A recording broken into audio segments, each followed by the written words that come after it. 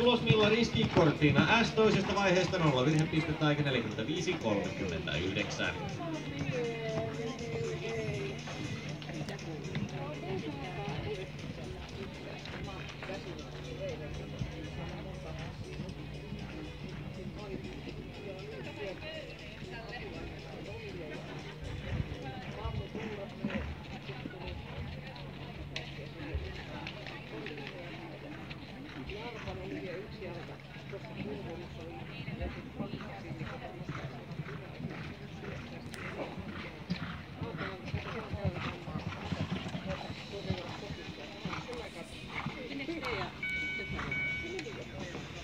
Valitettavasti Ratsikon suoritus joudutaan hylkäämään 2 koettelemattoman virheen vuoksi.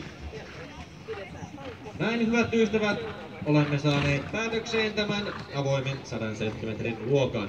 Palkintojen jakoon pyydämme valmistautumaan 6 parasta ratsukkoa. Maris Morna, Tea Jansson, Jessica Rander, Elisa Pitkänen, Kiira Sörling ja Minna Laakkonen.